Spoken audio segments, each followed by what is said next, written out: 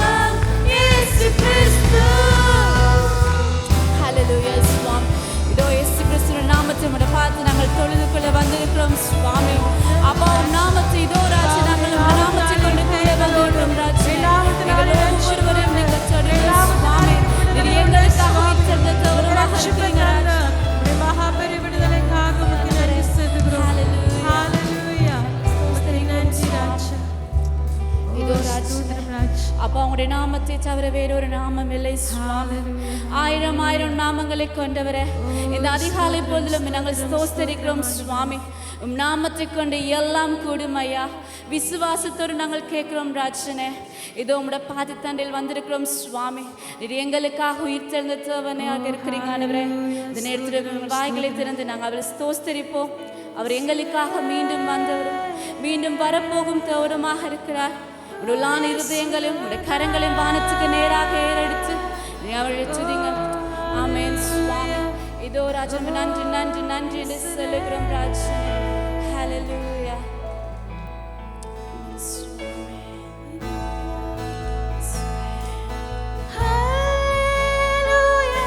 Oh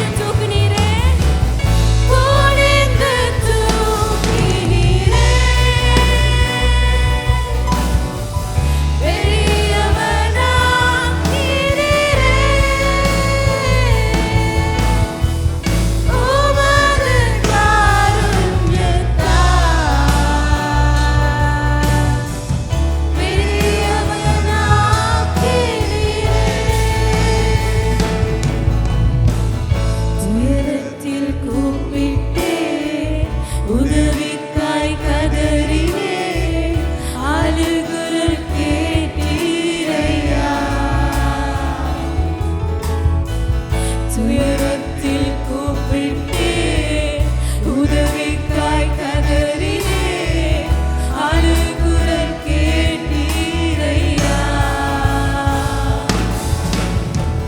குனிந்து தூக்கினீர் பெரியவராக்கினீர் உமது காருண்யத்தால் குனிந்து தூக்கினீர் பெரியவராக்கினீர் உமது காருண்யத்தால் குனிந்து தூக்கினீரே பெரியவராக்கினீரே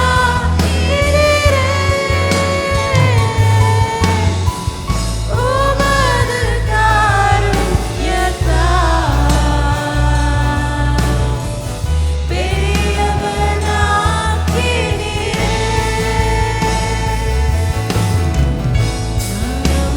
கேடகம் விடுவிக்கும் தெய்வம் நீதான் நீதானையா ஓ இயேசுவே நான் நம்பும் கேடகம் விடுவிக்கும் தெய்வம் நீதான் நீதானையா கரங்களை உயர்த்தி அந்த தூயவரை போற்றுவோம் தூயவர் தூயவர் துதித்து பாடுகிறேன் ஆறுதல் நீதானையா தூயவர் தூயவர் துதித்து பாடுகிறேன் ஆறுதல் நீதானையா தூயவர் தூயவரே துதித்து பாடுகிறேன் ஆறுதல் நீதானையா தூயவர் தூயவரே தூயவர் தூயவரே தூயவர் தூயவரே துதித்து பாடுகிறேன் நாங்கள் சேலத்தும் துதிக்கும் பார்த்ததில் ஒருவர் ஆறுதலே ஆறுதலின் சோழம் துதிக்கிறோம் ஐயா தூயவர் தூயவரே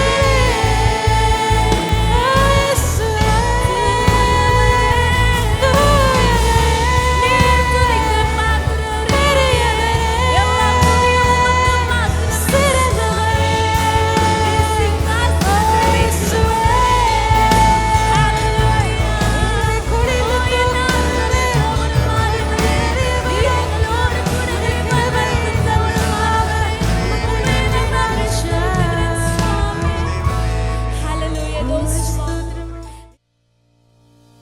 நல்லது.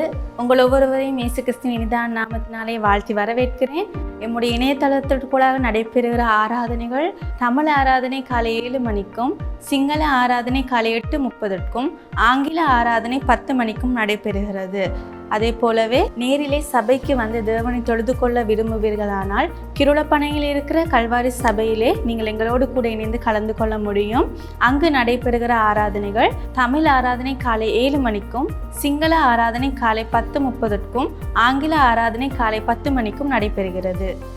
அதே போல் இணையதளத்தினூடாக உங்களால் எங்களோடு கலந்து கொள்ள முடியாவிட்டால் வாட்ஸ்அப் ஊடாக ஆடியோக்களை கேட்டு நீங்கள் தேவனை துதிக்க முடியும்.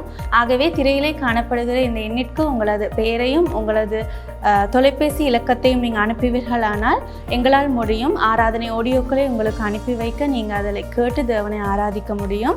அதே போலவே உங்களுக்கு ஜெப தேவைகள் எதுவும் தேவையாயின், ஆலோசனைகள் தேவையாயின் இந்த வாட்ஸ்அப் இலக்கத்திற்கு உங்களால் அழைக்க முடியும். எம்முடைய ஊழியர்கள் உங்களுக்காக ஜெபிக்கவும் ஆலோசனைகள் அளிக்கவும் ஆயத்தமாக இருக்கிறார்கள். அதே போலவே இப்பொழுது தேவனுடைய வார்த்தையை கேட்பதற்காக நாங்கள் ஆயத்தமாக இருப்போம். நல்லது. இந்த நாளில் நாம் பார்க்க போகிறதான வேத பகுதி யோவான் 11வது அதிகாரம். நாம் திருப்பிக் கொள்வோம். யோவான் 11வது அதிகாரம் எங்கள் எல்லாருக்கும் மிகவும் பரிச்சயமான ஒரு அதிகாரம். நாங்கள் எல்லாருக்கும் தெரிஞ்சதான ஒரு நல்ல கதை ஒன்று. இந்த கதையில் ஒரு இறந்த மனிதரை இயேசு கிறிஸ்துவானவர் உயிர் தெழும்ப செய்கிறார், மீண்டும் உயிரோடு எழுப்புகிறார். இதுதான் இந்த சம்பவம். இந்த சம்பவத்தில் முக்கியமான பகுதிகளை எடுத்து அதை அடிப்படையாக கொண்டு ஒரு 3 காரணங்களை இந்த நாளில் உங்கள் மத்தியில் வைக்க நான் விரும்புகிறேன். நாங்கள் இதுக்கு அறிமுகமாக பார்ப்போம். இன்றைக்கி உங்களுக்கு ஒரு கட்டிடம் ஒன்று விளங்கும். எத்தனை பேர் பாதிக்கு கட்டியிருக்கிறதான கட்டிடம் பார்த்துருக்குறீங்க? பார்த்துருக்கோம் தானே இல்லையா? இங்கே பழைய ஆட்கள் இருந்ததுன்னா இந்த நம்மளோட கல்வாரி சபையும் கட்டிக்கிட்டு போகும்போது நம்ம பார்த்துருப்போம். அப்போ இது பார்க்கும்போது என்னடா இது, அந்த ஃபர்ஸ்ட் கட்டிடத்தை பாருங்கள், இது பார்க்கும்போது என்னடா இது அழகாகவே இல்லையே, இது இன்னும் முழுமையடைய இல்லையே, சிமெண்ட் இருக்குது, கீழே மண்ணுங்க இருக்குது, இது தூசியாக இருக்குது, இது ஒரு ஃபினிஷிங் ஒன்றும் இல்லை, என்னடா இது அழகே இல்லைன்னு நம்ம யாரும் பார்த்ததும் அந்த கட்டிடத்தை பார்த்து சொல்ல மாட்டோம். காரணம் என்னதுன்னா, எங்களுக்கு தெரியும் இன்னும் அந்த கட்டிடம் வேலை முடியலை, அது இன்னும் கட்டிக்கிட்டு இருக்காங்க. அவசரப்பட்டு சொல்ல மாட்டோம் என்னடா இது இவ்வளோ அசிங்கமாக இருக்கா அப்படின்னு. ஆனால் மற்ற பிக்சரை பார்த்தா அன்றைக்கி எங்களுக்கு விளங்குது ஒரு முழுமையான கட்டிடம் ஒன்று. அந்த கட்டிடத்தை பார்த்தா எங்களுக்கு ரசிக்க தோணும். வெள்ளை கலர் பெயிண்ட் அடிச்சிருக்காங்க, கலர் கலராக லைட் இருக்குது, அழகாக இருக்குது அப்படின்னு நாம் சொல்லுவோம். ஏன்னா இந்த கட்டிடத்தோட முழுமையான திட்டம் 2வது பிக்சரில் தான் வெளிப்பட்டு இருக்குது. அதுதான் முழுமையடைஞ்சு இருக்குது. அப்போ இதே போல தான் எங்களுடைய வாழ்க்கையில் நம்ம இன்னும் வாழ்ந்துக்கிட்டு தான் இருக்கோம். நாங்கள் யாரும் இறந்து போகலைங்க. இன்றைக்கி 60 வயசாக இருந்தாலும் 70-80 வயசாக இருந்தாலும் இன்னும் நாங்கள் வாழ்ந்துக்கிட்டு தான் இருக்கோம். எங்களுடைய வாழ்க்கை முடியலை. ஆனால் சில பிரச்சனைகள் சில புயல்கள் சில விஷயங்களில் நாம் இறுகிக்கிட்டு இருந்து, ஐயோ என் வாழ்க்கை முடிஞ்சிருச்சு, இது இவ்வளோ தான், என் வாழ்க்கை அழகாகவே இல்லையே, என் வாழ்க்கை இனி ஸ்டெப் ஒன்று முன்னுக்கு போகாது, இனி இவ்வளோ தான்னு சில நேரம் நாங்கள் நினைப்போம். ஆனால் நான் உங்களுக்கு சொல்ல விரும்புகிறேன், கர்த்தர் இன்னும் அந்த கட்டிடத்தில் இனி ஜனங்க வேலை செஞ்சுக்கிட்டு இருக்கிறது போல கர்த்தர் இன்னுமா எங்களுடைய வாழ்க்கையில் செயல்பட்டு கொண்டு இருக்கிறார் என்பதை இந்த நாளில் உங்களுக்கு நான் நினைவுபடுத்த விரும்புகிறேன். கர்த்தர் சொல்லுகிறாரு, நான் முடிக்காத ஒரு விஷயத்தை நீ முடிவாக எண்ணாத அப்படின்னு. இன்றைக்கி நாங்கள் சில நேரம் அப்படி தான் யோசிக்கிறோம், என் வாழ்க்கை முடிஞ்சிருச்சு, என்னுடைய வாழ்க்கை இனி எல்லாம் அவ்வளோதான் அப்படின்ட்டு சொல்கிறோம். ஆனால் கர்த்தர் மீண்டுமாய் சொல்லுகிறார், நான் முடிக்காத விஷயத்த நீ முடிஞ்சதா சொல்லாது அப்படின்னு சொல்லி. நல்லது. இந்த கதையில் நாங்கள் பின்னணியை பார்ப்போமானால், இந்த கதையில் டாப்பிக்கை சொல்ல மறந்துட்டேன். டாபிக் தான் இது முடிவு அல்ல. இங்கே இனியொரு முறை எனக்கு சப்போர்ட் பண்ணுவீங்களா? பக்கத்தில் இருக்க பார்த்து சொல்லுங்கள், இது முடிவு அல்ல, இது முடிவு அல்ல. ஆமேன். இதில் பின்னணியை பார்ப்போமானால், எருசலேம்ங்கிறதான ஒரு நகரத்துக்கு பக்கத்தில் தானே உங்களுக்கு மேப்பில் விளங்கும், நகரத்துக்கு பக்கத்தில் பெத்தானியாங்கிறதான ஒரு கிராமம் ஒன்று இருந்துச்சு. அந்த கிராமத்தில் லாசரு, மார்த்தா, மரியாங்கிறதான ஒரு குடும்பம் வாழ்ந்து கொண்டு வந்தாங்க. இயேசுவுக்கும் இந்த குடும்பத்துக்கும் ஒரு நெருங்கிய உறவு இருக்கிறதாக வேதாகமத்தில் நம்ம வாசிக்கிறோம். சில வேத அறிஞர்கள் சொல்கிறாங்க, இயேசு இந்த எருசலேம் தேவாலயத்துக்கு பக்கத்தில் இந்த பெத்தானியா இருந்ததுனால அந்த பெத்தானியாவில் தான் இந்த குடும்பம் வாழ்ந்துக்கிட்டு இருந்துச்சு. இயேசு பெத்தானியா வழியாக சேர்ச்சுக்கு, அதாவது தேவாலயத்துக்கு போகும்போது இந்த லாசருங்கிறதான இந்த மனிதனுடைய வீட்டில் தங்கி இருந்ததாக, இளைப்பாற அந்த இடத்தை தேர்வு செய்ததாக சில வேத அறிஞர்கள் சொல்கிறாங்க. அதாவது அந்த குடும்பத்தோடு அவ்வளோ ஒரு நெருக்கம்னு இயேசுவுக்கு இருந்துச்சு, அவ்வளோ அன்பாக இருந்தாங்க. அவர் ஒரு அவங்களோட இருக்கக்கூடிய வாய்ப்பு கிடைச்சிச்சு. அப்படி இயேசுவோடு இருந்தாலும் அந்த குடும்பத்துக்கும் ஒரு பிரச்சனை வந்துச்சு. இன்றைக்கி நம்ம நினைப்போம், நம்ம இயேசுவோடு இருக்கிறோம், பயணம் செய்கிறோம், இயேசுவுக்கு நான் அன்பாக இருக்கிறோம், எங்களுக்கு பிரச்சனையே வராது, எங்களுக்கு வியாதியே வராதுன்னு யோசிப்போம். ஆனால் அந்த குடும்பத்துக்கும் வியாதி வந்துச்சு, அந்த லாசருக்கும் வியாதி வந்துச்சு. நம்ம வாசிக்க போகிறோம் யோவான் 11வது அதிகாரம் 1 முதல் 3 வசனங்களை நாங்கள் முதலாவது வாசிப்போம். மரியாளும் அவள் சகோதரியாகிய மார்த்தாளும் இருந்த பெத்தானியா கிராமத்தில் உள்ளவனாகிய லாசரு என்னும் ஒருவன் வியாதிப்பட்டிருந்தான். கர்த்தருக்கு பரிமள தைலம் பூசி தன் தலைமயிரால் அவருடைய பாதங்களை துடைத்தவள் அந்த மரியாளே. அவளுடைய சகோதரனாகிய லாசரு வியாதியாயிருந்தான். அப்பொழுது அவனுடைய சகோதரிகள், ஆண்டவரே, நீர் சிநேகிக்கிறவன் வியாதியாயிருக்கிறான் என்று சொல்ல அவரிடத்திற்கு ஆள் அனுப்பினார்கள். இங்கே லாசருங்கிறதான மனுஷன் வியாதிப்படுகிறாரு. வியாதிப்படுறோன்னு அவங்களுடைய சகோதரிகள், அதாவது மார்த்தா மரியா என்ன பண்ணுறாங்க, இயேசுவை நேசிக்கிறாரு. இந்த இந்த இந்த செய்தி எப்படியாவது நாங்கள் இயேசுவுக்கு சொல்லிடுவோம், ஏதாவது ஒன்று நடக்கும், ஏதாவது ஒரு சுகம் கிடைக்கும், இல்லாட்டி இயேசு வந்து நல்லா விசாரிப்பாருங்கிற ஒரு ஒரு அபிப்பிராயத்தில் இயேசுவுக்கு செய்தியை சொல்ல அனுப்புகிறாங்க. அவங்களும் போயிட்டு, இயேசு வேறொரு இடத்துல இருந்தார், யோர்தானுக்கு அக்கறையில் இருந்தார். ஒரு ரொம்ப ஒரு 2 நாள் தூரத்தில் இயேசுவானவர் இருந்தார் இந்த சம்பவம் நடைபெறும் போது.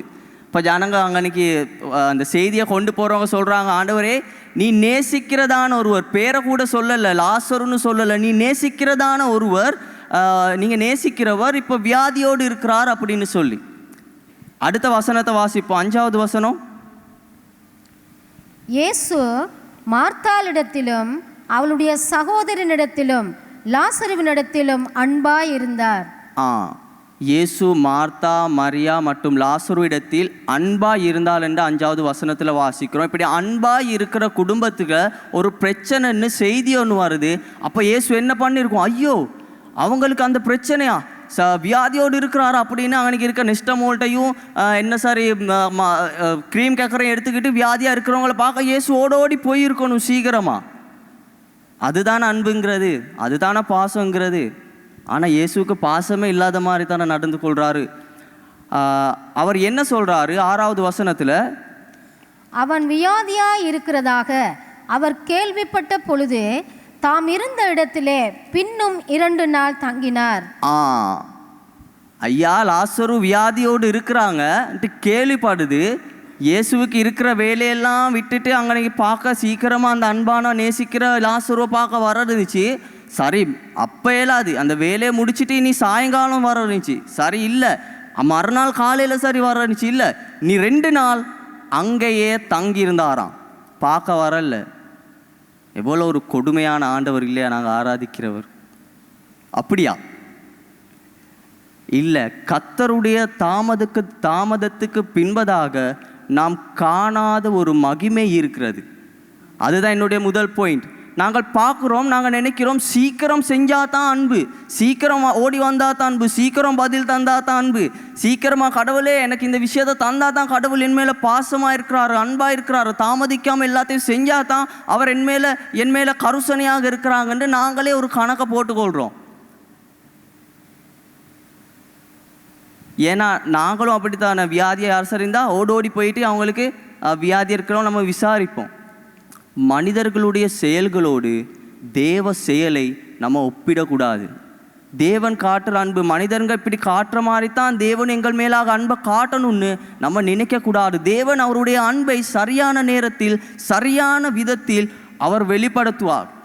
சில நேரம் இந்த மரியா இப்போ செய்தி அனுப்பிட்டு காத்துக்கிட்டு இருக்காங்க, லாசரு யார், ஜீசஸ் வர முட்டும், இயேசு வர முட்டும். என்னடா இயேசு இன்னும் காணோம், வர லாசரு மோசமாக போய்கிட்டே இருக்காரு, வியாதி இன்னும் அதிகரிச்சுக்கிட்டே இருக்காரு, இயேசு வந்தால் என்ன சரி ஒன்று பண்ணிடுவார், நான் பார்த்துருக்கேன் எத்தனை பேரை சுகம் பண்ணியிருக்காரு, எத்தனை பேருக்காக பார்வையை கொடுத்துருக்காரு, எத்தனை சப்பானிகளை நடக்க வச்சிருக்காரு, இயேசு வந்தால் இந்த காய்ச்சலை இந்த வியாதியை சுகமாக மாட்டாரா, என்ன இயேசுவை காணுமே. சில நேரம் தேவ சபையே நாங்கள் இதே போல் சில காரியங்களுக்காக காத்து கொண்டிருப்போம். எங்களுடைய வாழ்க்கையில் ஜெபம் பண்ணி ஆண்டவரே ஏன் ஆண்டவர் இன்னும் இல்லை, ஏன் ஆண்டவர் என் வாழ்க்கையில் இவ்வளோ தாமதம், ஒரு வேலைக்காக ப்ரே பண்ணனே இன்னும் அந்த வேலை கிடைக்கலையா ஆண்டவரே, யாருக்கோ கிடைக்குது எனக்கு கிடைக்கலையா ஆண்டவரே, திருமணத்துக்காக பிளான் பண்ணிட்டு ஆனால் வருஷ கணக்கு போய்கிட்டே இருக்குதா, வருஷம் 1 வருஷம் 2 வருஷம் போய்கிட்டே இருக்குதா ஆண்டவரே, ஏன் ஆண்டவரே. அன்பானவர்களே, தேவனுடைய கடிகாரம் எங்களுடைய அவசரத்துக்கு செயல்படாது, ஆனால் அது செயல்படும் நேரத்தில் சரியான நேரத்தில் ஏற்றதை அவர் எங்களுக்கு தரக்கூடியவராக இருக்கிறார். ஆமேன் ஆமேன். லாசரு அந்த கதையில் எங்களுக்கு தெரியும், லாசரு அப்புறமா மறிச்சு போகிறாரு. இயேசுவுக்கு ஒரு திட்டம் இருந்தது, லாசருடைய மரணம் நூடாக ஒரு ஆழமான விஷயத்தை ஜனங்களுக்கு உணர்த்துவதற்கு, ஒரு மகிமையான காரியத்தை ஜனங்களுக்கு உணர்த்துவதற்கு. இன்றைக்கு எங்களுடைய தாமதம் கூட தேவன் உங்களை தைரியப்படுத்த விரும்புகிறேன். தேவன் இந்த பிரச்சனையினூடாக, நீங்கள் போராடுகிறதான போராட்டங்கள் நூடாக, உங்களுடைய சூழ்நிலையில் நூடாக ஒரு கடைசியில் மகிமையான, எங்களால் பார்க்க முடியாத, நாங்கள் காணாத ஆழமான ஒரு விஷயத்தை நிச்சயமாக செய்வார். சத்தம் ஒரு ஆமேன் சொல்லுவோமா? ஆமேன். தேவனுடைய தாமதம் எங்களுடைய வாழ்க்கையில் முடிவு அல்ல, அது தேவனுடைய மகிமைக்கான ஒரு ஆயத்தம். இப்போ இயேசு 2 நாள் கழித்து லாசருவை பார்க்க வாராரு, பொறுமையாக வாராரு. அவர் வரும்போது அந்த பெத்தானியா சூழ்நிலையே மாறிடுச்சு. அங்கே அழுகையும் கண்ணீரும் ஒரு மைய வீடு ஒன்று. அது லாசரு இறந்து போயிட்டார். வியாதியாக இருக்கும்போது செய்து வாங்கி இயேசு வரும்போது லாசரு இறந்து போயிடுச்சு. எல்லாம் முடிஞ்சிருச்சு. இறந்து 4 நாள் ஆயிடுச்சு. கல்லறையும் அடக்கம் பண்ணிட்டாங்க. அன்னைக்கு இருக்கிறவங்க எல்லாம் மார்த்தா மரியா வீட்டில் இருந்த லாசரு இப்போ பொருளாதாரத்துக்கு என்ன பண்ணுவீங்க? வேலை செய்யணுமே, நீங்கள் சாப்பிடணுமே, பாதுகாப்பாக இருக்கணுமே, இப்போ யார் இருக்கா உங்களுக்கு? அன்னைக்கு இருக்கிறவங்க எல்லாம் ஆறுதல் சொல்ல வராங்க. 19வது வசனத்தை வாசிப்போம். யூதரில் அநேகர் மார்த்தாள் மரியாள் என்பவர்களுடைய சகோதரனை குறித்து அவர்களுக்கு ஆறுதல் சொல்லும்படி அவர்களிடத்தில் வந்திருந்தார்கள். அன்னைக்கு இருக்கிறவங்க எல்லாம் மார்த்தாலே மரியாள், மார்த்தா மரியா கலங்காதீங்கம்மா, மனுஷர்னா சாகத்தான் செய்வாங்க, நீ இப்போ கவலைப்படாதி, நீ உன்னோட வாழ்க்கையில் நீ அடுத்த காரியத்தை யோசிக்கணும், அடுத்த விஷயங்களை பண்ணணும்மா, நீ போகணும், நீ நல்லா இருக்கணும், ஒரே விஷயத்தில் நீ இருக்கிக்கிட்டு இருக்காதன்னு எல்லாம் ஆறுதல் சொல்கிறாங்க. யூதர்கள் எல்லாம் ஆறுதல் சொல்கிறாங்க. நண்பர்கள் இருப்பாங்க, உற்றார்கள் இருக்காங்க. இப்போ இயேசு அன்பானவர் வாராரு. வந்து அவருக்கும் இந்த போல ஆறுதலை சொல்ல இருந்துச்சு. அவருக்கு சொல்ல இருந்துச்சு, மரியாளே மார்த்தாளே பயப்படாத, நீ ஏன் கலங்குற? இன்னும் கொஞ்ச நேரத்தில் நான் லாசரு உயிரோடு எழுப்ப போகிறேன், நீ ஏன் அழுந்துக்கிட்டு இருக்க? பயப்படாத, நான் இருக்கேன், இன்னும் கொஞ்ச நேரத்தில் எழும்பிடுவார், நீ கவலைப்படாத, இப்படி அழுந்தாலும் உன்னை கண்ணீரை வேஸ்ட் பண்ணாதன்னு இயேசுவுக்கு சொல்ல இருந்துச்சா இல்லையா? ஆனால் இயேசு அப்படி சொன்னாரா? இயேசு தன்னுடைய அற்புதத்தை அறிவிப்பதை விட யார் மேலா விசுவாசத்தை வைத்திருக்க வேண்டும் என்பதை தேவன் அந்த இடத்தில், இயேசு அந்த இடத்தில் அறிவித்தார். மார்த்தா அப்படி சொல்லும்போது இவர் ஆறுதலை சொல்லாம யோவான் 11:25 இயேசு என்னத்தை சொல்லுகிறார்?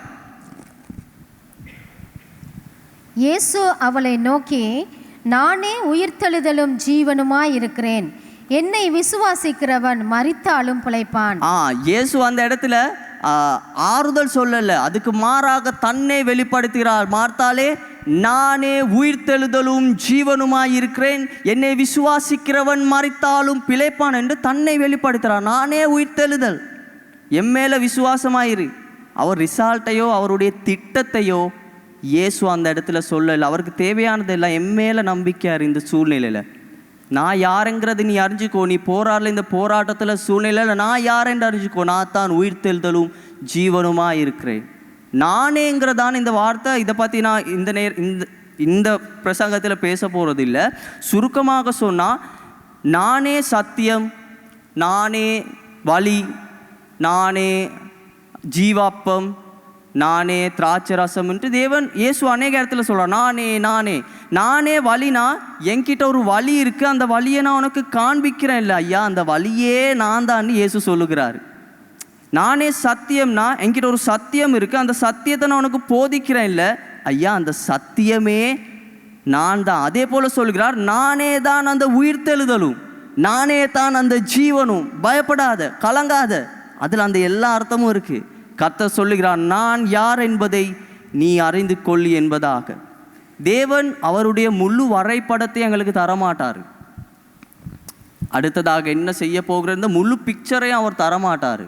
அதுக்கு மாறாக அடுத்த ஸ்டெப்பை வேணும்னா காட்டுவார். அதோட நீ எந்த திட்டத்தை நம்பினாலும் நம்பாட்டியும், சூழ்நிலை என்னதுன்ட்டு உன்னோட எதிர்காலம் தெரிஞ்சாலும் தெரியாட்டியும், உன்னோட பிரச்சனைக்கு சொல்யூஷன் என்னதுன்னு தெரிஞ்சாலும் தெரியாட்டியும், அது புரியாட்டியும், நான் அந்த இடத்தில் யார் என்பதை நீ அறிந்து கொள்ள வேண்டும் என்பதை தேவன் நம்புகிறார். தேவன் அதை விரும்புகிறார். அல்லேலூயா, சத்தமாக தான் சொல்லுங்களே அல்லேலூயா. நாங்கள் பிரச்சனையை கேட்போம், ஆனால் எங்களுக்கு விருப்பம் இல்லை. எங்களுடைய சூழ்நிலைகளில் நம்ம அறிஞ்சு கொள்ளத்தான் நம்ம அடிக்கடி விரும்புவோம். ஆண்டவரே, இந்த பிரச்சனை இருக்குது, இந்த பிரச்சனைக்கு எனக்கு சீக்கிரமாக சொல்யூஷன் ஒன்று வேணும், நான் வியாதியில் இருக்கேன், சீக்கிரமாக ஆண்டவரே எனக்கு சுகம் வேணும்னு நம்ம அந்த ரிசல்ட்டுக்காகத்தான் எந்த நாளும் எதிர்பார்த்துக்கிட்டு இருப்போம். நம்ம தேவன் யார் என்பதை அந்த இடத்துல யோசிக்க மறந்துடுவோம். இயேசுடைய எண்ணம் என்னதுன்னா, உன்னோட பிரச்சனை தீந்துச்சுன்னா நாளைக்கு இனி ஒரு பிரச்சனை வரும், நாங்கள் வாழ்ந்துக்கிட்டு தானே இருக்கோம். உங்களுடைய வியாதி தீந்துருச்சு, நீங்கள் நல்லா சுகம், இப்போ என்னால் குதிக்க முடியுது, என்னால் கையை தூக்க முடியுது, எல்லாம் செய்ய முடியுது. நாளைக்கு இனி ஒரு சவால் வரலாம் எங்கள் உடலுக்கு. மறைத்தவன் எழும்பினாலும் இன்னும் கொஞ்ச நாளில் 2வது மரணத்தை அடைஞ்சிருப்பான். ஆனால் இயேசு யார் என்பதை அறிந்தால் எங்களுடைய வாழ்நாளில் எல்லாம் சூழ்நிலைகளிலும் எங்களால் விசுவாசத்தினால் நிலைத்திருக்க முடியுமாமே. அதுதான் இயேசு தன்னை அறிமுகப்படுத்துகிறார். உனக்கு தற்காலிகமான ஒரு விஷயம் இல்லை, சதா காலமாக சூழ்நிலைகளை முகம் கொடுக்கக்கூடிய அந்த ஆற்றலும் அந்த நம்பிக்கையும் வலிமையும் இருப்பது நீ என்மேல் விசுவாசமாய் நான் யார் என்பதை அறிந்து கொண்டால் மட்டும்தான் என்று இயேசு அந்த இடத்தில் மார்த்தாளுக்கு வெளிப்படுத்துகிறார். நானே உயிர்த்தெழுதலும் ஜீவனுமாய் இருக்கிறேன் என்பதை. அன்பானவர்களே, இன்றைக்கு நீங்கள் ஆராதிக்கிறதான இந்த இயேசுவை இன்னார் என்பதை நீங்கள் அறிந்து இருக்கிறீங்களா? நான் தொழுது கொள்ளுகிற இந்த இயேசு யார் என்பதை நீங்கள் அறிஞ்சிருக்கிறீங்களா? உண்மையாகவே அறிஞ்சிருக்கிறீங்களா? ரட்சிக்கப்பட்டோமே, ஊழியம் செய்கிறோமே, வருஷ கணக்கு சேச்சு வாரோமே, உண்மைக்குமே என் இயேசு யார் என்பதை நீங்கள் அறிஞ்சிருக்கிறீங்களா? அந்த இயேசு பரிசுத்தமானவர், என்னுடைய ஊழியம் பரிசுத்தமாக இருக்கா? அந்த இயேசு உண்மை உள்ளவரே, என்னுடைய நடத்தை உண்மை உள்ளதாக இருக்கா? என்னுடைய இயேசு தேற்றல வாரனே, என்னுடைய பேச்சுங்க மற்றவங்களை தேற்றுறது மாதிரி இருக்கா? நாங்கள் ஆராதிப்பவர் யார் என்பதை நாம் ஒவ்வொருவரும் அறிய வேண்டும். இன்றைக்கு அந்த இயேசுவை அறியாத எனக்கு யாராவது இருப்பீங்கனானால் இந்த காலை பொழுதில் அந்த இயேசுவை உங்களுக்கு அறிமுகப்படுத்த விரும்புகிறேன். எங்களுடைய பாவங்கள் நிமித்தமாக நம்ம நரக அக்கினிக்கு ஏதுவாக இருந்தோம். எங்களோட பிரச்சனையெல்லாம் நாங்கள் பாவத்தினாலே எங்களுக்கு பரலோக வாழ்க்கை, எங்களுக்கு நித்திய வாழ்க்கையை நம்ம இழந்தவர்களாக இருக்கிறோம். ஆனால் அந்த வாழ்க்கையை மீண்டும் தர வேண்டும் என்பதற்காக எங்களுடைய இயேசு கிறிஸ்து 2000 வருடங்களுக்கு முன்பதாக அவர் இந்த பூமிக்கு வந்து அவர் சிலுவை பரியந்தம் பிதாவுக்கு கீழ்ப்படிந்து மரித்து எங்களுடைய பாவங்களையும் எங்களுடைய சாபங்களையும் நீக்கி நரக அக்கினிக்கு ஏதுவாக இருந்த எங்களுடைய வாழ்க்கையை நித்தியத்துக்கு கொண்டு செல்ல அவர் சிலுவையிலே தம்முடைய உயிரை கொடுத்தார், உங்களுக்காகவும் எனக்காகவும். அதுதான் நீங்களும் நானும் ஆராதிக்கிறதான இயேசு கிறிஸ்து. லாசருவும் தான் அவர் மரிச்சதுக்கு அப்புறம் இயேசு கிறிஸ்து 3வது நாள் எழும்பினார். லாசருவும் எழும்பினார். ஆனால் லாசருக்கு 2வது மரணம் இருக்கிறது. இன்றைக்கு நீங்களும் நானும் ஆராதிக்கிறதான அந்த இயேசு 3வது நாள் உயிர்த்தெழுந்து இன்னும் ஜீவன் உள்ளவராய் உங்கள் மத்தியில் எங்கள் மத்தியில் செயல்பட்டு கொண்டு இருக்கிறார். அல்லேலூயா, அல்லேலூயா. கவனிப்போம். இப்போ அடுத்த பகுதிக்கு வரப்போகிறோம். மூணாவது பாயிண்ட். இப்போ இயேசு அங்கனிக்கு நானே உயிர்த்தெழுதலும் ஜீவனுமாக இருக்கிறேன் என்று சொல்லிட்டு மரியாளோட மார்த்தாவை பேசிட்டு அடுத்தது மரியா கிட்டையும் பேசிட்டு ஆறுதல் சொல்லிவிட்டு, சரி மரியா இப்போ என்னது லாசரு எங்கே எல்லாத்தையும் நல்லா விசாரிச்சுட்டு இப்போ லாசருவை நான் பார்க்கணுன்னு இயேசு சொல்லுறாரு. மார்த்தா சொல்கிறாரு, சரி ஆண்டவரே கல்லறைக்கு கூப்பிட்டு போகிறாங்க. இதுதான் இந்த சம்பவத்தோட உச்சகட்டம். இந்த சம்பவத்தோட உச்சகட்டம் இதுதான். இயேசு இப்போ நம்பிக்கையெல்லாம் இழந்த நிலையில், எல்லாம் இழந்து போன முடிந்த நிலையில் இயேசு வருகிறார். ஆறுதல் சொல்லையும் இல்லை, மாறாக தன்னை வெளிப்படுத்துகிறார். நானே உயிர்த்தெழுதலும் ஜீவனுமாக இருக்கிறேன் என்று சொல்லுகிறார். சொன்னதுக்கு பிற்பாடு எல்லாம் கதையே முடிஞ்ச கல்லறைக்கு வாங்க போவோன்னு அந்த இருக்கிற எல்லாத்தையும் கூட்டிக்கிட்டு கல்லறைக்கு போகிறாரு. லாசருடைய கல்லறை எத்தனை பேர் பார்த்துருக்கிறீங்க? லாசருடைய கல்லறை எத்தனை பேர் பார்த்துருக்கீங்க? இது நேரில் போய் சரி, வீடியோவில் சரி, எத்தனை பேர் பார்த்துருக்கிறீங்க?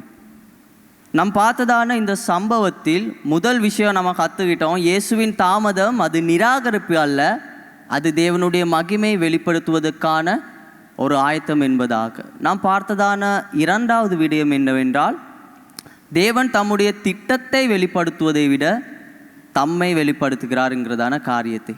கடைசி பிரசங்கத்தில் கடைசி பாயிண்ட், முடிந்த இடத்தில் தேவன் புதிய காரியத்தை தொடங்குகிறவராய் இருக்கிறார்.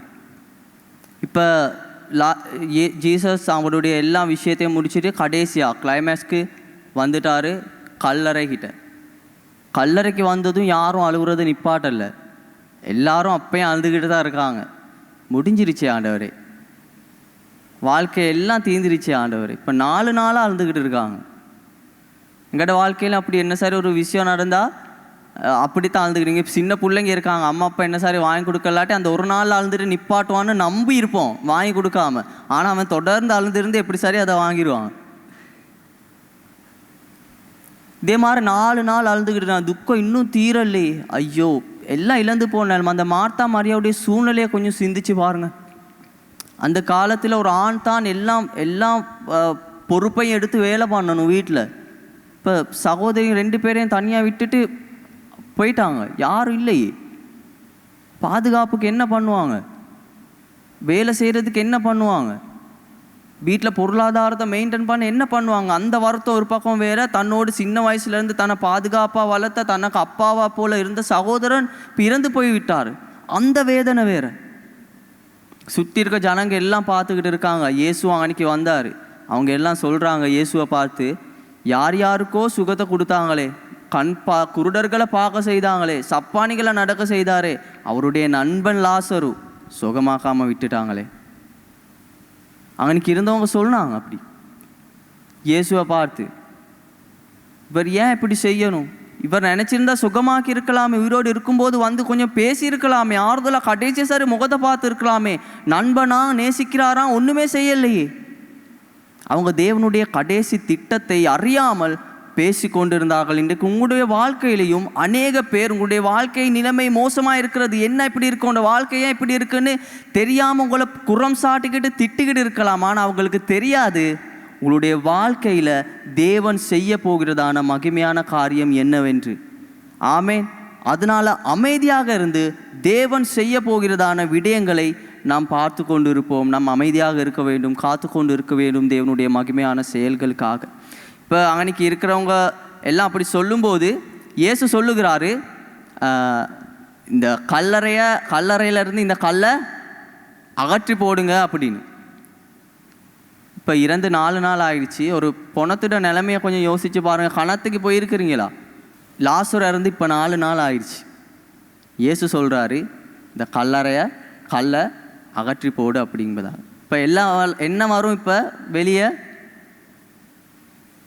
லாசர் வருவாரா, பொன நாத்தம் வருவான்.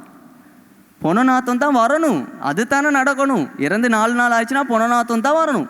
மேலெல்லாம் அழுகி போயிருக்கும், இந்த சதையெல்லாம் அழுகி தொங்கிக்கிட்டு இருக்கும். சில நேரம் பூச்சிகள் பிடிச்சிருக்கும், எடுக்கிறதுக்கு வழி ஒன்று இருக்காது உடம்பு.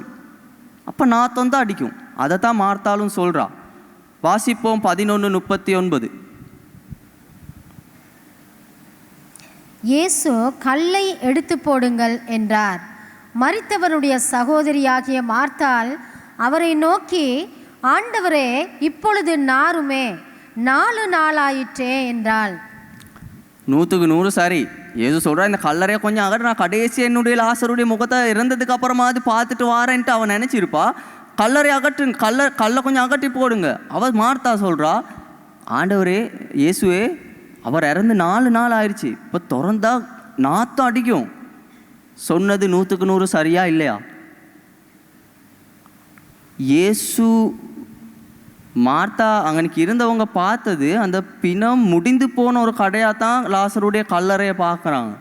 ஆனால் இயேசு இந்த கல்லறைக்கு பின்பதாக தொடங்க போகிறதான புதிய விஷயத்தை பார்த்தார். அதுதான் சொல்லுகிறார், கல்லை அகற்றிடு, இன்னும் கொஞ்ச நேரத்தில் நடக்க போகிறத பார் என்று. இந்த 4 நாள், ஏன் இந்த 4 நாள்? இயேசு மகிமைப்படுறதுக்கு தான் வியாதியோடு இருந்து லாசரு மறிக்க மட்டும் அவர் காத்துக்கிட்டு இருந்தார். லாசரு மறிச்சிட்டாரு. மறிச்சு 1வது நாளே, முதல் நாளே இயேசு வந்து அந்த லாசருவை உயிரோடு எழுப்பியிருக்கலாமே. ஏன் அவர் 1வது நாள் வந்து லாசருவை எழுப்பலை? அப்பையும் அவர் மகிமைப்பட்டிருப்பாரே. 11:4 சொல்லுகிறது, லாசருடைய இந்த வியாதி என்னுடைய நாமம் மகிமைக்கு ஏதுவாக மாறப்போகுது என்று.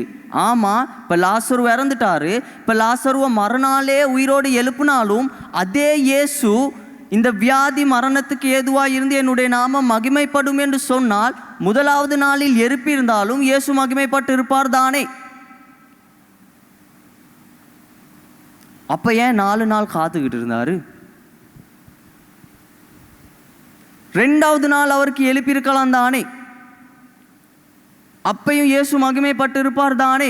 அப்பையும் அதே அற்புதம் தானே? அப்பையும் இறந்தவன் தானே உயிரோடு எழும்புகிறான். 3வது நாள் எழுப்பியிருக்கலாம் தானே? ஏன் 4 நாள் காத்து கொண்டிருந்தார்? அந்த நாட்களில் யூதர்களுடைய ஒரு ஒரு மூட நம்பிக்கை ஒன்று இருந்துச்சு. ஒரு மரித்ததுக்கு பின்பதாக அந்த அந்த சரீரத்தை சுற்றி அந்த ஆவி சுற்றிக்கிட்டு இருக்குமா 3 நாள். நீங்கள் யாரும் பயப்பட வேணாம், இருந்தால் அப்படி ஒன்றுமே இல்லை. இந்த பூமியில் இறந்ததுக்கு அப்புறம் இந்த பூமிக்கும் ஆத்மாவுக்கும் எந்தவித சம்பந்தமும் இல்லை. அதுதான் உண்மை, அதுதான் சத்தியம். ஆனால் அந்த நாட்களில் ஒரு நம்பிக்கை ஒன்று இருந்துச்சு, மூடர்கள் ஒரு மூட நம்பிக்கை ஒன்று இருந்துச்சு. இந்த ஆத்மா சுற்றிக்கிட்டே இருக்குமாமா. இப்போ லாசருவை கல்லறையை போட்டால் லாசருடைய ஆத்மா எங்கே சுற்றிக்கிட்டு இருக்குன்னு அவங்க நம்புகிறாங்க. கல்லறையில் இப்படி சுற்றிக்கிட்டே இருக்குமாமா. எத்தனை நாளா? கொஞ்சம் கையை தூக்கி காட்டுங்க. எத்தனை நாளா? தூங்குற மாதிரி விளங்குது. எத்தனை நாளா? 3 நாள் சுற்றிக்கிட்டே இருக்குமாமா. இப்போ இயேசு வந்து 1ஆவது நாள் லாசருவே வெளியே வான்னு சொன்னால் லாசரு கட்டாயம் வந்திருப்பார், சுகம் கிடைச்சிருக்கும், உயிரோடு எழுந்திருப்பார். ஆனால் இந்த ஜனங்க என்ன தெரியுமா பண்ணியிருப்பாங்க? இந்த ஆத்மா சுற்றிக்கிட்டே 3 நாள் இருக்கும் தானே, அது அப்படி சரி சுற்றி தெரியாமல் மறுபடி சரீரத்துக்குள்ளே போயிருச்சு. அப்படித்தான் லாசரு வந்து அது இயேசு வந்த நேரத்தில் சரியாக லிங்க் ஆகிருச்சு. இயேசு ஒன்றும் சுகம் கொடுக்கலன்னு சொல்லியிருப்பாங்க. இதே 2ஆவது நாள் நடந்திருந்தாலும் அதை தான் சொல்லியிருப்பாங்க, 3ஆவது நாள் நடந்திருந்தாலும் அதை தான் சொல்லியிருப்பாங்க. அப்போ இயேசு முழுமையான மகிமையை அவர் பெற்றிருப்பாரா? இல்லை. இயேசு சொன்னது 11:4 வாசிங்க மறுபடியும்.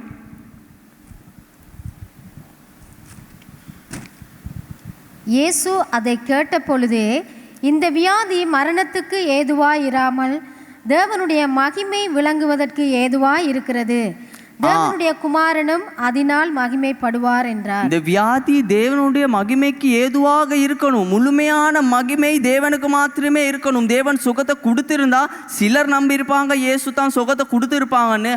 ஆனால் பலர் நம்பியிருப்பாங்க இல்லை இது எதர்ச்சியாக நடந்ததான ஒரு விஷயம் என்று நம்பியிருப்பாங்க.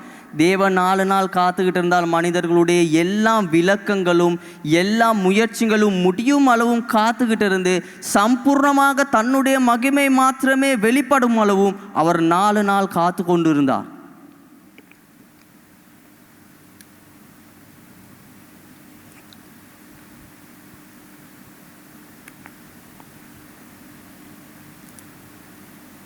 ஆமென். இந்த மார்த்தாள் இப்போ சொல்கிற ஆண்டவரே 4 நாள் ஆகுமே ஆண்டவரே அப்படின்னு. சில நேரம் இந்த மார்த்தாளை போல தான் நாங்களும் சொல்லுவோம், ஆண்டவரே நாரும் தான் முடிஞ்சிருச்சு, இப்போ முடிஞ்ச விஷயத்தை ஏன் சும்மா திறந்து பார்த்துக்கிட்டு, எங்கள் வாழ்க்கையெல்லாம் முடிஞ்சிருச்சு, இனி ஒன்றும் நடக்க போகிறது இல்லை. வியாதி டாக்டரே சொல்லிட்டார், இந்த ரிப்போர்ட்டை தந்துட்டார், இவ்வளோ தான், அவரே கைவிட்டுட்டார், இனி என்ன நம்பி என்ன பிரயோஜனம் ஆண்டவர். நம்புவோன்னு சொல்லுவோம், ஆனால் உண்மையான நம்பிக்கை இல்லை. சொல்லுவோம் கர்த்தர் பார்த்துக்கொள்வார், டாக்டரே சொல்லிட்டார், கர்த்தர் பார்த்துக்கொள்வார், ஆனால் மனசுக்குள்ளே டாக்டரே கையை விட்டுட்டார், இப்போ என்ன நடக்க போகுது.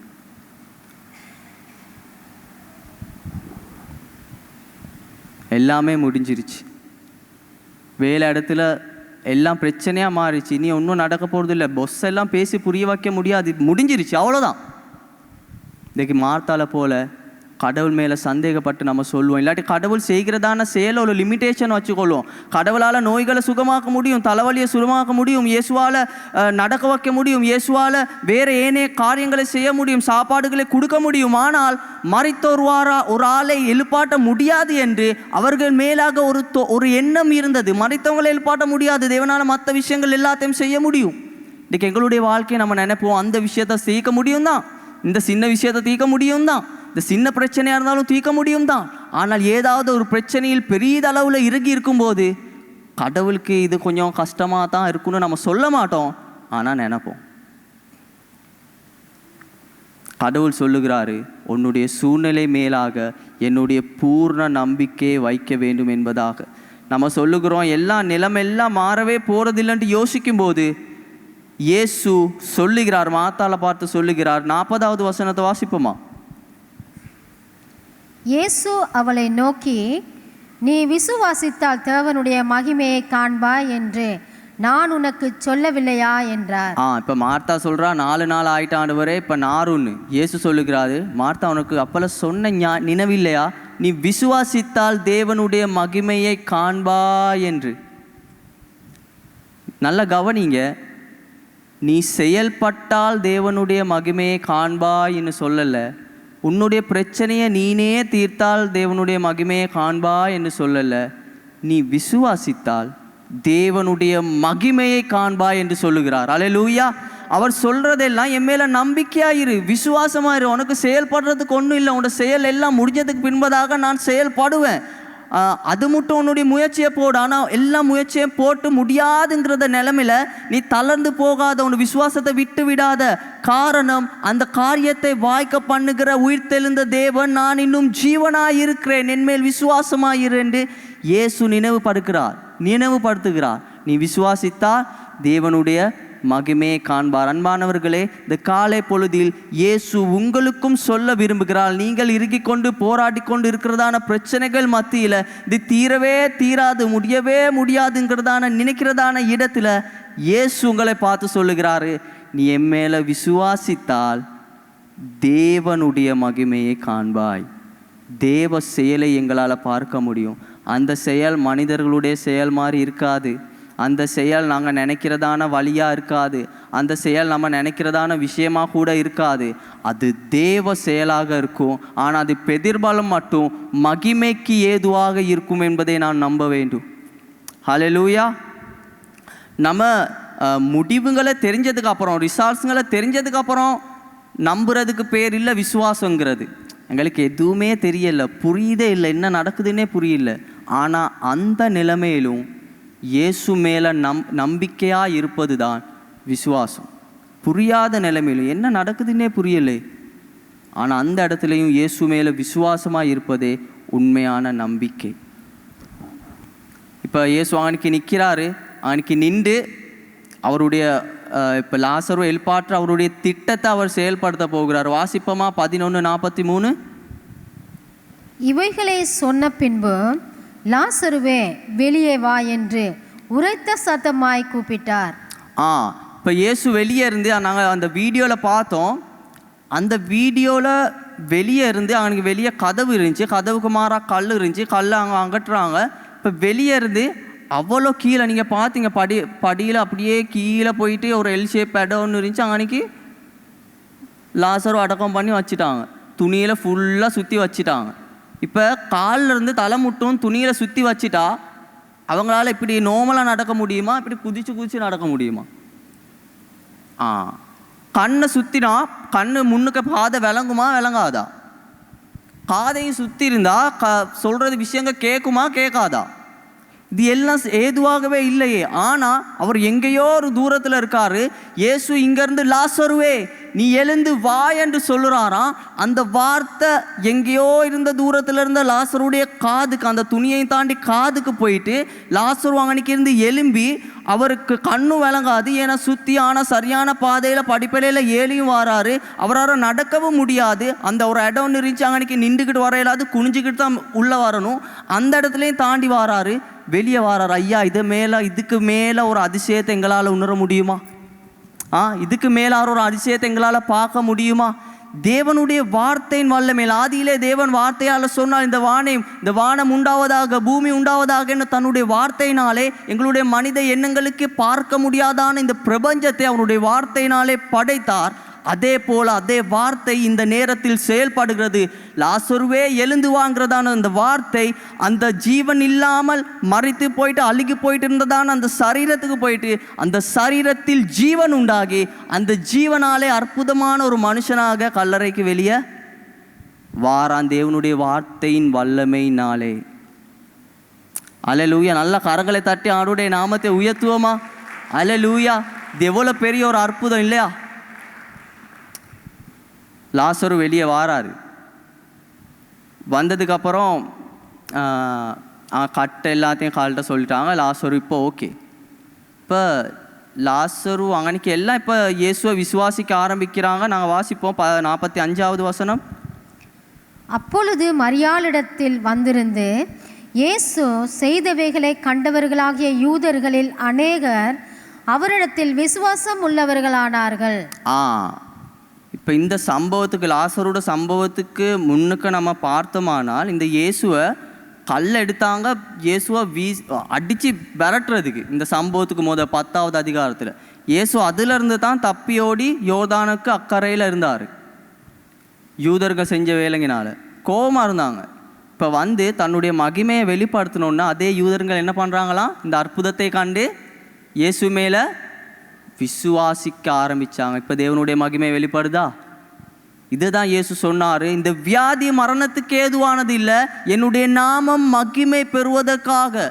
கல் எடுத்தவங்க எல்லாம் ஆண்டவரே நீங்கள் எவ்வளோ பெரியவர்னு சொல்ல ஆரம்பிச்சிட்டாங்க. கல்லை தூக்கி எரிஞ்சவங்க வந்தவங்க எல்லாம் இப்போ எவ்வளோ பெரிய தேவன் மகிமையான செயலை செஞ்சிட்டாரு. அந்த மரித்த லாசரு நான் பார்த்தேன், 4 நாள் கல்லறையில் இருந்தவன் இன்றைக்கு உயிரோடு எழும்பிட்டானே. சுற்றி இருந்த ஜனங்கள் எல்லாம் இயேசு அப்பா விசுவாசிக்க ஆரம்பித்துட்டாங்க. ஒரே ஒருத்தர்னால. யாரது? லாசரு. கதை முடிஞ்சு, அடக்கம் பண்ணி முடிஞ்சு, எல்லாம் முடிஞ்சு, அதுக்கு அங்கிட்ட ஒரு பேஜ் ஒன்றே இல்லை. ஆனால் இந்த மனுஷனூடாக இப்போ அந்த யூதர்களில் அநேகர் இயேசுவை விசுவாசிக்க ஆரம்பிச்சிட்டாங்க. லாசரு கடைக்கு போகிறாரு. பாரு லாசரு அந்த 4 நாள் கல்லறையில் இருந்தாங்க. நாத்தம் பிடிக்கும்னு மரியா சொன்னாலே அந்த ஏசப்பா தான் அவரை உயிர்த்தெழும்பு வச்சாங்க. பிள்ளைங்களுக்கு சொல்லுவாங்க ஏசப்பா உயிர்த்தெழும்பு வச்சாங்க. தான் லாசரு ஒன்று தூரம் போகிறான், விளங்குதா? இந்த லாசரு இறந்து போயிருந்தான், ஏசப்பா தான் அவனை உயிர்த்தெழும்பு வச்சார். அவர் பெரிய ஆள், அவர் மகிமையான ஒரு அற்புதத்தை செஞ்சாருன்னு அவன் போகிற இடமெல்லாம் ஜனங்கள் பார்க்கும்போது இயேசுவை நினைவு கூர்ந்தார்கள், இயேசுவை மகிமைப்படுத்தினார்கள். ஆமேன். லாசரு தன்னுடைய வாழ்க்கையில் ஒரு ஜீவனுள்ள சாட்சியாக வாழ்ந்து கொண்டிருந்தார். இன்றைக்கு நம்ம போராடி இயேசுவை பற்றி சொன்னாலும் ஜனங்கள் ஏற்றுக்கொள்ள மாட்டாங்க. ஆனால் அந்த மனுஷன் சும்மா நடந்து அவங்கள பார்த்தா தேவனை மகிமைப்படுத்துகிறாங்க. இது எவ்வளோ பெரிய ஒரு விஷயம். இறந்து போயிட்டு கல்லறையில் இருந்ததான ஒரு மனுஷன், இனி அவ்வளோ தான், அதுக்கு அங்கிட்டு கல்லறை மட்டும்தான் எங்களோட வாழ்க்கை. அதுக்கப்புறம் என்ன? உலக ரீதியாக பார்த்தா அதுக்கப்புறமும் ஒருத்த எழும்பி தேவனுக்காக மகிமையான காரியங்களை காணக்கூடியதாக இருந்துச்சு. அந்த மனுஷன் ஜீவனுள்ள சாட்சியாக வாழ்ந்துட்டான். இன்றைக்கு நாம் அநேக நேரத்தில் தேவனுடைய அற்புதத்தை பெற்றவர்களாக, தேவனுடைய மகிமையை உணர்ந்தவர்களாக இருப்போம். எங்களுடைய இந்த 40 வருடம் 50 வருட கணக்காக தேவனோடு இருந்து அநேக அற்புதங்களை அதிசயங்களை நாம் கண்டு இருக்கிறோம், கேள்விப்பட்டு இருக்கிறோம். இன்றைக்கு நீங்கள் அந்த இயேசுவின் நாம மகிமைக்காக ஒரு ஜீவனுள்ள சாட்சியாக வாழ்ந்து கொண்டு இருக்கிறீங்களா? உங்களுடைய வேலை இடத்துல ஜீவனுள்ள சாட்சியாக இருக்கிறீங்களா? உங்களுடைய தொழில் ஸ்தானத்தில், உங்களுடைய நண்பர்கள் மத்தியில் நீங்கள் போகிற இடமெல்லாம் இவனுடைய வாழ்க்கையில் செயல்படுகிறார் என்பதை உங்களுடைய வாழ்க்கையினூடாக அவங்களால் காணக்கூடியதாக இருக்கிறதா? ஒரு ஜீவனுள்ள சாட்சியாக இருக்கிறீங்களா? அப்படி இல்லை என்றால் நாம் ஜீவனுள்ள சாட்சியாக மாற வேண்டும். எங்களுடைய செயல், எங்களுடைய வார்த்தைகள் அது தேவன் மகிமைப்படுவதற்கான காரியமாக இருக்க வேண்டும்.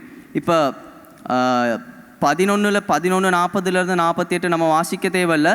அங்கே ஆலோசனை சபையில் இருக்கிறவங்க எல்லாம் இயேசு மேல் இப்போ கோபம். ஏன்னா இயேசுவை கல்லடிச்சு எரிஞ்சிட்டாங்க. அவனுக்கு ஒரு குழு ஒன்று செயல்பட்டுச்சு. இப்போ இந்த குழுவுக்கு கோபம். இயேசுவை மறுபடியும் விசுவாசிக்க ஆரம்பிக்கிறாங்களே. ஐயோ இது இப்படி இருந்தால் சரி வராதுன்னு மறுபடியும் இயேசுவை கொலை செய்ய தேடினாங்க. அப்புறம் அந்த சம்பவத்தினூடாக எங்களுக்கு விரிவான இதொன்று வேதாகமத்தில் சொல்லில்லை லாசருக்கு என்ன நடந்துச்சுன்னு. இயேசு அந்த இடத்தை விட்டு போயிட்டாரு. சில வேதாகம் இல்லாட்டி வரலாறு ஹிஸ்ட்ரி சொல்லுது, இந்த லாசரு அங்கே ஓடி போயிட்டாரு. ஏன்னா அவர் இருக்கும்போது இப்போ அவங்களுக்கு பிரச்சனை. பார்க்கும்போதெல்லாம் இயேசு மகிமைப்படுறாரு, பார்க்கும்போதெல்லாம் அந்த உயிர்த்தெழுதல், இயேசு ஜீவனுள்ளவர், அவர் உயிரோடு இருக்கிறார், அவர் பெரிய காரியங்களை செய்வார் என்று அவங்களுக்கு இப்போ எரிச்சலாக இருக்குது. இப்போ லாசருக்கு அவங்களுடைய தொந்தரவு தாங்க முடியாமையா இல்லாட்டி கொலை மிரட்டல் வந்துச்சா தெரியல. எப்படி சார் அந்த இடத்தை விட்டு சைப்ரஸ்ங்கிறதான ஒரு இடத்துக்கு போனதாகவும், அந்த இடத்தில் ஒரு போதகராக 30 ஆண்டுகள் இனி மேலதிகமாக 30 ஆண்டுகள் ஊழியம் செய்ததாகவும், அந்த இடத்தில் சென்ட் லாசருஸ்ங்கிறதான ஒரு தேவாலயத்தை கட்டினதாகவும் வரலாறு சொல்லுது. முடிந்துன்ட்டு இருந்ததான ஒரு இடத்துல கர்த்தர் இனி 30 வருஷம் கொடுத்து கர்த்தருடைய நாம மகிமைக்காக ஒரு பாஸ்டராக பயன்படுத்தினார். நல்ல கரங்களை தட்டி அவருடைய நாமத்தை உயர்த்துவோமா? அல்லேலூயா. இன்றைக்கு தேவஜானமே, உங்கள் வாழ்க்கையில் முடிந்தது என்று இருக்கிறதான எல்லாம் இடத்திலும் தேவன் நம் காணாத ஆழமான மகிமையான காரியத்தை செய்வது மாத்திரமல்ல, உங்களையும் தேவன் மகிமையாக பயன்படுத்துவார். அவருடைய நாமத்தை மகிமைப்படுத்துகிற ஜீவனுள்ள சாட்சியாய் வாழ்வோமானால். அல்லேலூயா. எங்களுடைய தேவன் எவ்வளவு நல்லவர். எங்களுடைய வாழ்க்கையில் நடக்கிறதான தாமதங்கள் நாங்கள் பார்த்தோம். தாமதங்கள் அது தேவ மகிமைக்கான ஒரு ஆயத்தம். ரெண்டாவது நம்ம பார்த்தோம், தேவனுடைய திட்டத்தை வெளிப்படுத்துவதை விட இவர் யார் என்பதை நாம் அறிந்து கொள்ள வேண்டும். மூன்றாவது விஷயம், முடிந்த இடத்தில் தேவன் புதிய துவக்கத்தை தருகிறவர். அல்லேலூயா. நாங்கள் யாவரும் எழுந்து நின்று அந்த தேவனை ஆராதிப்போமா? அந்த தேவனுக்கு சொல்லுவோம், ஆண்டவரே நீர் என்னுடைய வாழ்க்கையில் செய்கிற எல்லா விடயங்களுக்காக நன்றி. நாங்கள் ஒவ்வொருவரும் எழுந்து நிற்போம். நாங்கள் இயேசுவால் தொடப்பட்டவர்கள். ஆமென். ஹல்லேலூயா. மரணத்திலிருந்து உயிர் தெழுந்தவர்கள், மரிக்க போயிருந்த அந்த நரகத்திலிருந்து எங்களை தூக்கி எடுத்தார் என் இயேசுவானவர். ஹல்லேலூயா. ஆண்டவருக்கு ஸ்தோத்திரம். மிகவும் நாங்கள் ஆண்டவருடைய நாமத்தை உயர்த்துவோம். அப்பா, நீங்க எங்களை உயர்த்தெடுத்து வச்சிட்டீங்க, கல்லறையிலிருந்து எங்களை தூக்கி எடுத்துட்டீங்க, உமக்கு நன்றி ஆண்டவரை சொல்லி ஆண்டவரை நாங்கள் துதிப்போமா? ஆண்டவரை நாங்கள் ஆராதிப்போமா? இந்த பாடலை பாடி இன்னும் துதிப்பேன், இன்னும் போற்றுவேன்.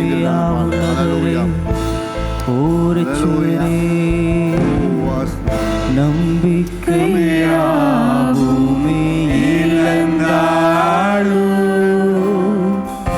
எல்லாமே முடிந்தது என்றாலும் நம்பிக்கையாவுமே இழந்தாலும் எல்லாமே முடிந்தது என்றாலும் எந்தன் கல்லறையின் கல்லை புரட்டிடுவே மறுபடியும் உயிர் தெழும்பச் செய்வே. எந்தன் கல்லறையின் கல்லை புரட்டிடுவே என்னை மறுபடியும் உயிர் தெழும்பச் செய்வே.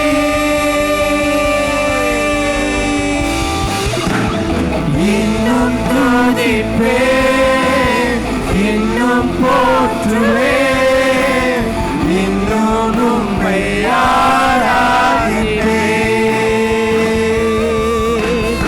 இன்னும் துதிப்பேன், இன்னும் போற்றுவேன், இன்னும் உம்மை ஆராதிப்பேன்.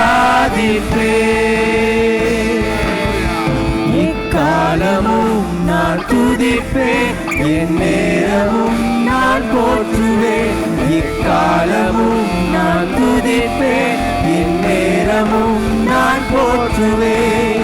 இன்னும் துதிப்பேன், உம்மை மாத்திரமே நாங்கள் உயர்த்துகிறோம் ராஜா.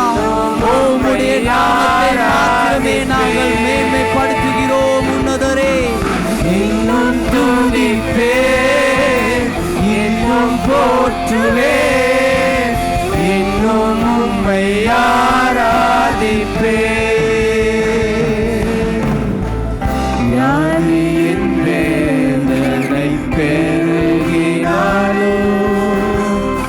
மரணத்தின் பயம் என்னை சூழ்ந்தாலும் வியாதியின் வேதனை பெருகினாலும் மரணத்தின் பயம் என்னை சூழ்ந்தாலும் மீண்டும் எழுப்பிடுவே, பலன் கொடுத்திடுவே. உந்தன் தழும்புகளால் சுகமாக்கிடுவே. மீண்டும் எழுப்பிடுவே, பலன் கொடுத்திடுவே. உந்தன் தழும்புகளால் குணமாக்கிடுவே.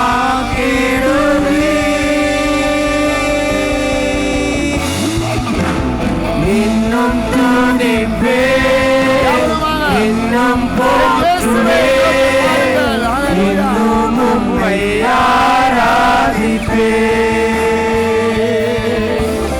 இன்னும் துதிப்பேன், இன்னும் போற்றுவேன், இன்னும் உம்மை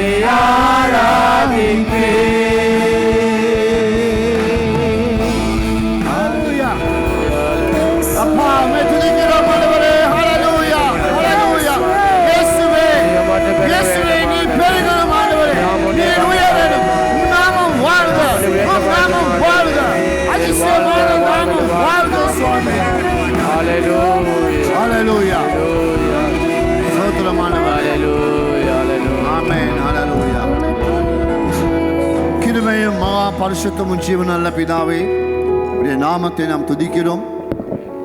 மனுஷான் நோடு இணைந்து சுவாமி நீங்க எங்கள் மத்தியில் பேசுனதுக்காக நன்றி ஆண்டவரே சுவாமி. ஹல்லேலூயா. அற்புதமான ரீதியிலே சுவாமி உடைய வார்த்தையை பகிர்ந்து கொண்ட தாசனை உடைய அன்பின் கலங்கால் படிக்கிறேன் சுவாமி. மேலும் உடைய நாமம் கொண்டு செல்லத்தக்கதாக அநேக ஆத்மாக்களுக்கு உடைய வார்த்தை கூட அந்த தாகத்தை தீர்க்கத்தக்கதாக மகனை எடுத்து பயன்படுத்தும்படியாக ஜெபிக்கிறோம். எதிரி காலத்திலேயே உடைய ஒரு ஊழியக்காரனாக, ஒரு போதகராக, உம்முடைய ஒரு சுவிசேஷ ஊழியக்காரங்களாக அநேக இலங்கை தேசத்தில் மட்டுமல்லாமல் வேற எங்க நாடுகளுக்கும் சேர்ந்து உடைய நாமத்தை கொண்டு செல்லத்தக்கதான அந்த ஆசீர்வாதத்தை தந்து வழி நடத்துவீராக சுவாமி. உடைய கிருபை அவருக்கு மேலாக இருந்து சுவாமி நீங்க தாமே அவரை எடுத்து பயன்படுத்தும்படியாக ஜெபிக்கிறோம். அந்த வார்த்தை சுவாமி இந்த இடத்துல இருக்கிற ஒவ்வொருத்தருடைய உள்ளத்திலே தொடப்பட்டபடியால் இந்த வாரத்திலே சுவாமி இந்த உயிர்த்தெழுந்த அந்த வார்த்தை ஜீவனுள்ளவர், நானே உயிர்த்தெழும் ஜீவனே என்று சொல்லுகிறதான என்னை விசுவாசிக்கிறவன் எவனோ அவன் மரித்தாலும் பிழைப்பானுங்கிறதான அந்த வார்த்தை ஒவ்வொருத்தரும் உள்ளத்தை தொடப்படட்டும் ஆண்டவரே சுவாமி. என்ன சவால்கள், என்ன வாழ்க்கையில போராட்டங்கள், ஒரு என்ன காற்றுகளுக்கு மத்தியில் அவங்க போய்கொண்டிருக்கிறார்களோ அது மத்தியில் இந்த வார்த்தை கூட பலனடைந்து போகத்தக்கதான ஆசீர்வாதத்தை தந்து வழி நடத்தும்படியாக நான் ஜெபிக்கிறேன். அப்பா சுவாமி அன்பின் கரங்களுக்கு அர்ப்பணிக்கிறோம். இயேசுவின் நாமத்தினால் இருக்கிறோம் நல்ல பிதாவே. ஆமேன், ஆமேன், ஆமேன். இப்பொழுது தேவனுடைய கிருபையும் குமாரனுடைய அன்பு பாசம் இரக்கமும் பரிசுத்த ஆவியானுடைய வழி நடத்தலும் இன்றும் என்றும் எப்பொழுதும் எங்களோடு இருப்பதாக. ஆமேன், ஆமேன், ஆமேன்.